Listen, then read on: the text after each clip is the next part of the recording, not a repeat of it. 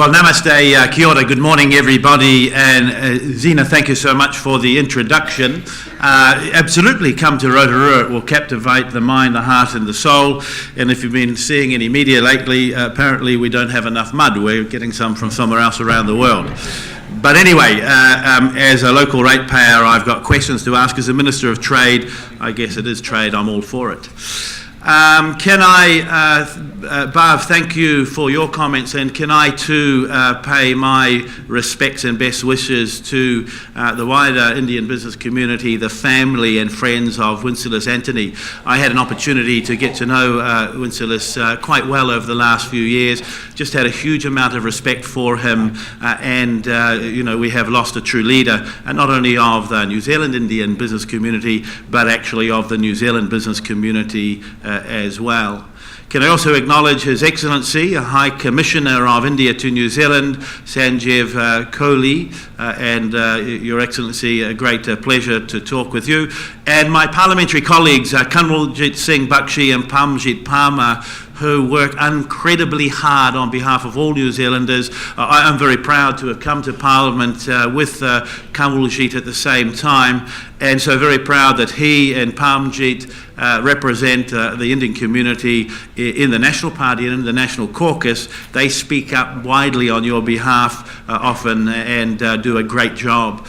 I also want to recognise Paramdip Singh, who is in the room from Rotorua, who is from the Toi Ohumai, formerly the Waireki Institute of Technology. He used to be my neighbour up the road, not so far away from me, but a year or so ago received an award from Export Bay of Plenty for his contribution to the Bay of Plenty economy through excellence in education. And there may not be, there would be very few people in New Zealand who have been responsible for bringing as many young people from India to New Zealand for educational excellence to get an education than Paramdip. So thanks, great to see you here. It's also election year. Can I welcome other distinguished guests, members of the Indian-New Zealand Business Council, ladies and gentlemen, and want to pay a particular tribute to our Prime Minister Bill English, who is in Auckland today. He spends an awful amount of time in Auckland. It's a very important city, I know, but he'll be here speaking with you later on. He has real vision for the relationship, and when I'm here to talk about trade, really has shown exceptional leadership all of this year around trade. So the New Zealand-India relationship. New Zealand and India have a warm and long-standing relationship. We share a Commonwealth heritage, a democracy, the legacy of Sir Edmund Hillary, a favourite son of New Zealand and a strong advocate of India. And of course, we have a real love for cricket. In fact, I think the last time I spoke to a very large gathering of Indian business interests was in Auckland during the Cricket World Cup. And I said at the beginning of the Cup that I was looking forward to a final between India and New Zealand, and that one of the teams would win, and that would be good for the relationship. That didn't work so well for either of our countries. But it is something we share, we have in common.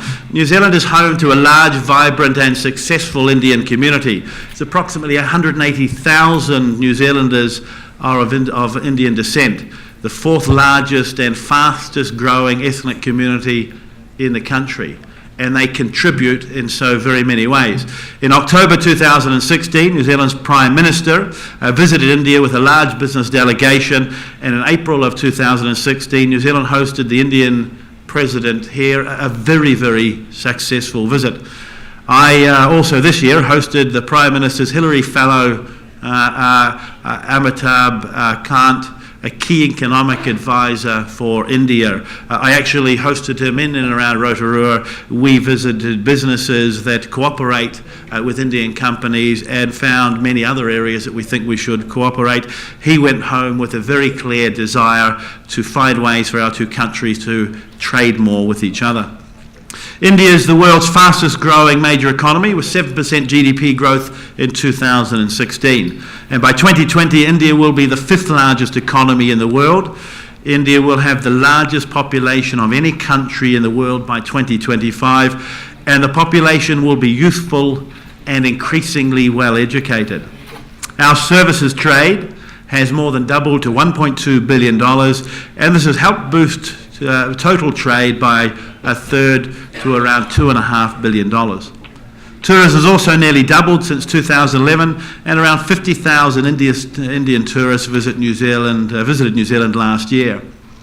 In India today is New Zealand's largest source of skilled migrants and our second largest source of international students. About 28,000 international students are currently studying in New Zealand on the back of record growth over the last 5 years. So the case to take the relationship further and how we should invest effort and time into offering both New Zealanders and Indians more opportunity in our tour economies. So this is all great news, but more needs to be done to ensure that New Zealand and India trade potential is fulfilled. Our goods trade has stagnated. More effort needs to be put in. Total goods trade in 2011 was $1.3 billion to 2016, $1.27 billion. And New Zealand and India are working together to advance RCEP, a regional comprehensive economic partnership agreement, but ambitious levels of ambition need to increase. We've been negotiating with India an FTA for a number of years. When I became Trade Minister almost 2 years ago, we had been through 9 rounds of negotiation, and it wasn't clear that the next round would necessarily take us forward. So I decided if the relationship was important, effort had to be put in, and I sought a meeting with my counterpart, the Honourable Trade Minister from India, and we met in a small room at the bottom of a large building in Paris for our first meeting when we were both at the OECD. And together we made a commitment to put personal effort and political commitment into delivering an FTA. And since then, our officials have met on a number of occasions in different parts of the world when they're there for other negotiations. And I'm very pleased to report that I think there is a greater understanding building about where those opportunities are and a desire to find solutions to some of the challenges that previously have held us back in making progress with this FTA. New Zealand's experience of free trade agreements is very positive, as it is for every country of the world we've signed a free trade agreement with. We find that trade, two-way trade in goods and services increases. It balances out. It's fair and it's robust. And it creates jobs and incomes for New Zealanders and the people from those countries at every level in the economy. That's the New Zealand approach to doing an FTA. Countries of the world talk about fair trade.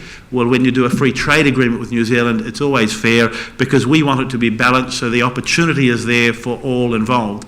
And to the Government of India and the Government of New Zealand, our job is to reach agreement to open a door for opportunity and then to help the citizens of our country walk through that door together and deliver on that opportunity because it will raise standards of living and quality of life in the two countries. So we must land an FTA that's good for both countries, and it must become more urgent.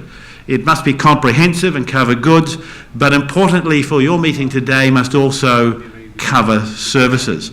It must include strong language and opportunity around education. And so today I commit to reinvigorating that relationship and that negotiation and to delivering a successful outcome for India and New Zealand over the next 3 years. As politicians talk and negotiators negotiate, our business communities have found greater ways to trade with each other. It's time for us to step up and deliver a comprehensive free trade agreement that will make the delivery of that opportunity easier for all of you and your counterparts. And Honourable High Commissioner, please pay my respects to the Minister of Trade and say if I have the good fortune and the honour to remain as New Zealand's Trade Minister after the election this year, I will be visiting her in India, and in a good old Kiwi fashion, I'm just going to stay there till we get a deal because it's important for all of us. Luckily, there's cricket all year round, so I'll have something to do while the negotiators are negotiating. So what's the government's approach to trade more generally? Well, we're extremely ambitious for all New Zealanders. And you will have seen earlier this year, Prime Minister English delivered a new trade strategy for New Zealand, Trade Agenda 2030, securing our place in the world. It's a new strategy for the next 10 to 50 10 to 15 years. It sets the ambitious target of 90% of New Zealand's goods export being covered by FTAs by 2030. We currently sit around 53%. Trade Agenda 2030 is also New Zealand's largest ever investment in trade policy. It will see $134 million of new funding spent over 4 years through Budget 2017. These new initiatives include $35 million to support the primary sector exports to succeed in accessing markets overseas, $27 million to boost MFAT's trade resources and accelerate FTA work and negotiations, a new non-tariff barrier flying squad and non-tariff barrier clearinghouse with a single point of entry for contact for exporters of goods and services, know who to talk to more easily in government when they have challenges in overseas markets. And it includes a commitment on behalf of the government to treat services and investment over time in the same way that we treat goods. So for your industry, that's extremely important, because education is a services industry. Export education, young people from around the world coming to New Zealand to study in our institutions, creating jobs and greater security for New Zealanders, is a trade service, and over time we want to put the same effort into services as we do currently into goods. I know the education sector has welcomed that. I've also established a cross-sector ministerial advisory group, so I'm better informed on issues of trade and where we should focus our attention, to create a dialogue and debate and a discussion with wider trading interests in New Zealand.